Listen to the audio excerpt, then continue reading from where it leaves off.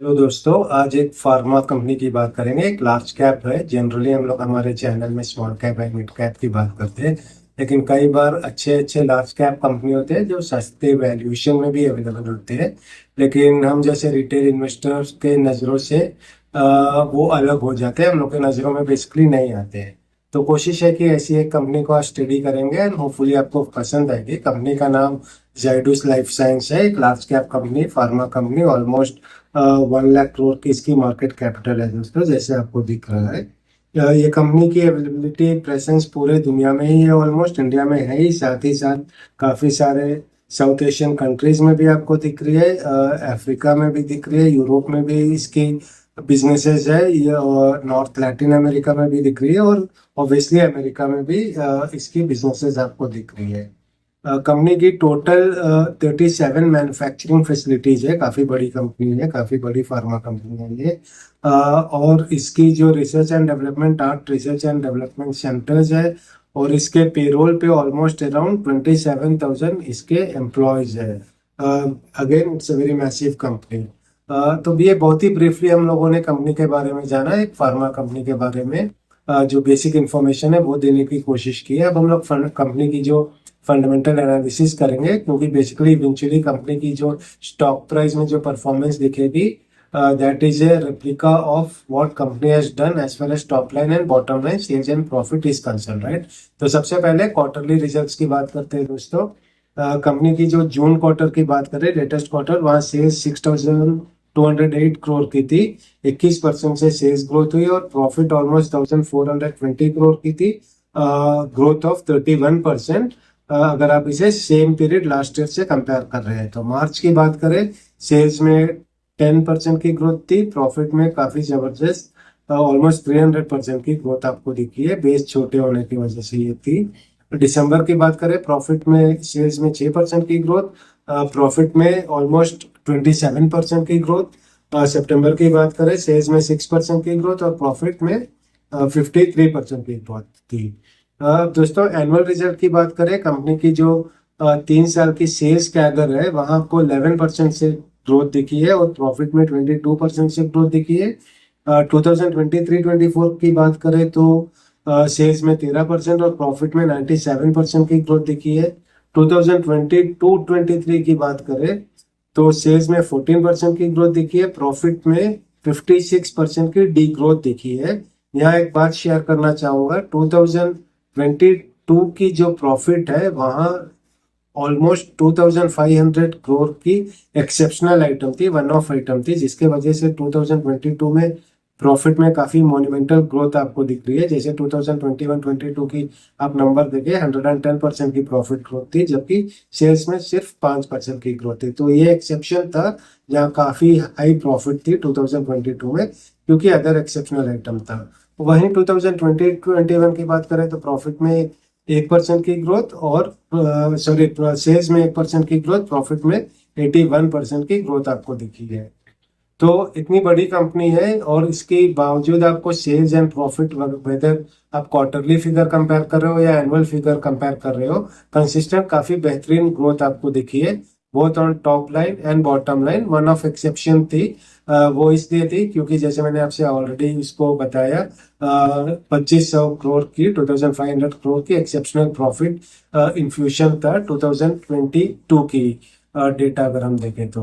अब कुछ और फंडामेंटल एनालिसिस कर लेते हैं, कुछ और पैरामीटर इस कंपनी की देख लेते हैं। ऑपरेटिंग मार्जिन काफी इंप्रूवमेंट हुई है। पिछले 4 क्वार्टर की बात करें तो 26% से बढ़ के ऑपरेटिंग मार्जिन 34% पे चली गई है, और वहीं नेट प्रॉफिट मार्जिन में भी काफी इंप्रूवमेंट हुई है, 18% से बढ़ के 23% पे चली गई है। These two factors are very important, क्योंकि आपकी मार्जिन बढ़ेगी तो आपकी जो बॉटम लाइन है, प्रॉफिट जो है, मार्जिन बढ़ने की वजह से प्रॉफिट सेल्स के प्रोपोर्शन में ज्यादा ग्रो करेगी इन परसेंटेज टर्म, क्योंकि ये मार्जिन बढ़ी है, इसीलिए आपको प्रॉफिट में भी काफी अच्छी ग्रोथ दिख रही है।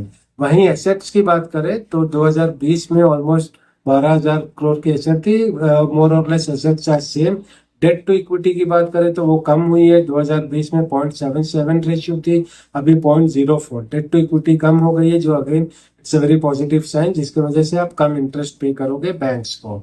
होल्डिंग की बात करें तो प्रोमोटर्स की ऑलमोस्ट 75% की होल्डिंग है।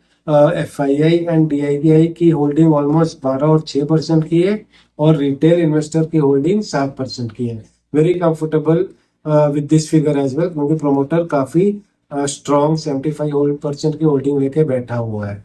कंपनी की जो स्टॉक प्राइस है उसके बारे में एनालाइज करें। सबसे पहले पीई रेशियो, इंडस्ट्री की जो फार्मा सेक्टर की पीई है जनरली 40 है ऑन एन एवरेज, लेकिन इस कंपनी की जो पीई जाइडस लाइफ साइंस की पीई करेंटली 27 की है, और 3 साल की एवरेज पी 22 की थी।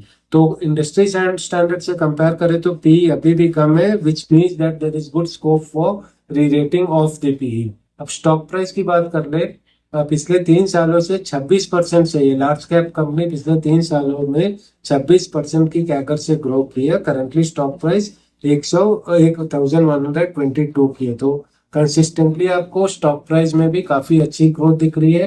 पी रेशियो भी जो कंपनी की है काफी कंट्रोल्ड है, if you are comparing it with the standard of industry which is more than 30, right. अब फाइनली दोस्तों हम लोगों ने कंपनी की जनरल इन्फॉर्मेशन देख ली, स्टॉक प्राइस के बारे में भी कुछ देखा, फंडामेंटल एनालिसिस भी किया।